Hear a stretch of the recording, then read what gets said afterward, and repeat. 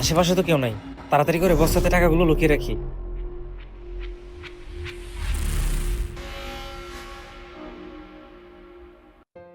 বাহ, এখানে খুব ঠান্ডা, এখানে একটু ঘুম দিলে ভালোই লাগবে।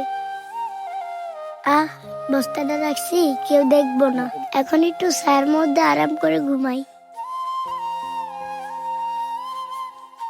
এই ছোট আপু, ছোট আপু।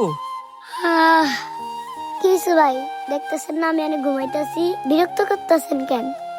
আপু, তুমি এই দিক দিয়ে একটা লোক যাইতে দেখছো? এই একটু লম্বা কইরা, কালো প্যান্ট পরা আর বাদামি গেঞ্জি পরা ছিল। ভাইয়া, আমি তো ঠিক মতো তাকে দেখি নাই। দেখলাম ওদিকে একটা লোক দৌড় দিছে। আপনি ওদিকে যায় দেখতে পারেন, আর আমারে বিরক্ত করেন না, আমাকে একটু ঘুমাইতে দেন। ওই ওঠ। কি হয়েছে ভাই? ওই তোর বস্তা কই? আরে, আমার বস্তার সাথে আপনার কি লেনা দেনা? আর আমার বস্তা দিয়ে আপনি কি করবেন?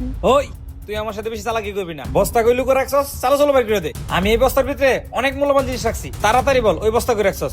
দেখ, ওই বস্তার বদলে তুই যা চাবি আমি তোর তাই দিব, তাও আমার এই বস্তাটা দে। আরে, তার ভিতরে মূল্যবান জিনিস আছে, তাহলে তো আমি এই বস্তা কখনো বের করে দেব না। তাহলে এই মূল্যবান জিনিসটা আমারই হবে। হ্যাঁ, মনে পড়ছে স্যার, এই বস্তা তো আমি বাঙালি দোকানে বিক্রি করে দিছি। কি, তুই তো বিক্রি করে দিছিস? আরে বেকুব, ওটা তো আমার অনেক মূল্যবান জিনিস আছে। আর তুই কিনা 200-300 টাকা লাগে ওটা বিক্রি করে দিলি। তাড়াতাড়ি বল ওই বস্তাটা তুই কই বিক্রি করছস।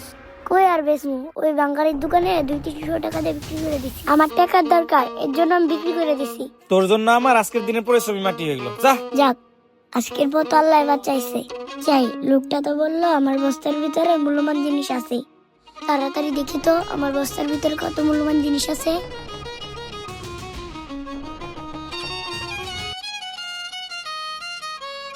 আরে বাহ, এতগুলো টাকা! এই সবগুলো টাকাই আমার। কেউ দেখার আগে টাকাগুলো নিয়ে পালাই। আল্লাহ যা করে মঙ্গলের জন্য করে। এই টাকাগুলো পাই আমার অনেক ভালো হয়েছে। হে আল্লাহ, আমি জমি বিক্রি করে টাকাগুলো নিয়েছিলাম, সেই টাকাগুলো কিনা হারিয়ে গেল। এখন তাহলে আমাদের কি হবে? আরে, এটা ওই ভাইয়াটা না? ভাইয়াটাকে দেখে মনে হচ্ছে উনি অনেক চিন্তিত। যাই, ভাইয়াটাকে জিজ্ঞেস করি।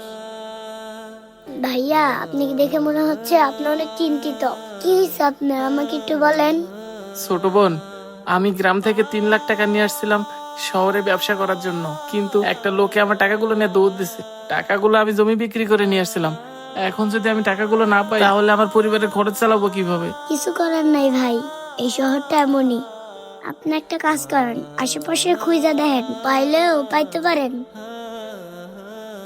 আরে, এই বস্তার ভিতর যে টাকাগুলো আছে, এই টাকাগুলো মনে হয় ভাইয়াটার।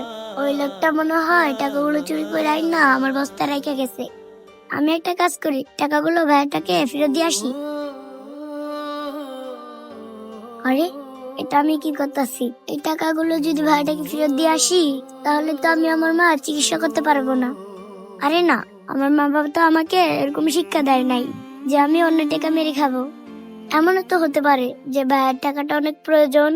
না, যাই, ভাইয়াটাকে টাকাগুলো ফেরত দিয়ে আসি।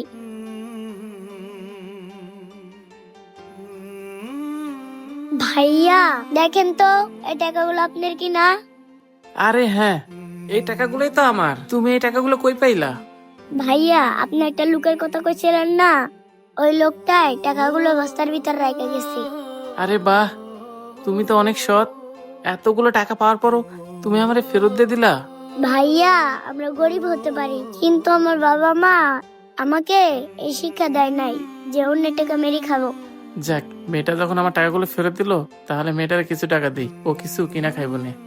এই নাও আপু, তুমি এটা দিয়ে কিছু কিনা খাইও। ভাইয়া, এই 1000 টাকায় আমার কিছুই হইব না, এই টাকা আপনি কাছে রাইখা দেন। কি ব্যাপার, ওর অনেকগুলো টাকা লাগবে মানে? ও অনেকগুলো টাকাতে কি করবে একটু শুনে দেখি তো। আচ্ছা আপু, তুমি অনেকগুলো টাকাতে কি করবা? ভাইয়া, আমার মা না অনেক অসুস্থ, মার অপারেশন করার জন্য 80,000 টাকা লাগবে। ভাইয়া, আপনার সাথে তো কথা বলার আমার সময় নেই, আপনি থাকেন, আমার আবার বোতল টুকাইয়া আমার মার চিকিৎসার টাকা জোগাড় করতে হইব। আরে, মেয়েটার মার অপারেশনের জন্য 80,000 টাকা লাগবে? এটা জানার পরও মেয়েটা টাকাগুলো পেয়ে আমাকে ফেরত দিয়ে দিল। না, মেয়েটাকে আমি কিছু টাকা দিয়ে দিই। এই আপু শোনো। ভাইয়া, আমাকে যে আবার ডাকলেন? আপু, আমি তোমার মায়ের অপারেশনের টাকা দিতেছি, তুমি এই টাকাটা নিয়ে যায় তোমার মায়ের চিকিৎসা করো। সত্যি বলতেছেন ভাইয়া? আপনি আমার 80,000 টাকা দিবেন? হ্যাঁ আপু, আজকে যদি তোমার জায়গায় অন্য কেউ থাকতো তাহলে আমি টাকাগুলো ফেরত পাইতাম না। এই নাও, এখানে 80,000 টাকা আছে। ভাইয়া আপনাকে অনেক ধন্যবাদ। আমি তাহলে এই টাকাগুলো দিয়ে আমার মার অপারেশন করতে পারবো। তাহলে আপনি থাকেন, আমি তাহলে এই টাকাগুলো নিয়ে হসপিটালে যাই। আমাদের ভিডিওটি আপনাদের কাছে কেমন লাগলো? ভালো লাগলে বেশি বেশি লাইক কমেন্ট এবং শেয়ার করে দিবেন। ধন্যবাদ।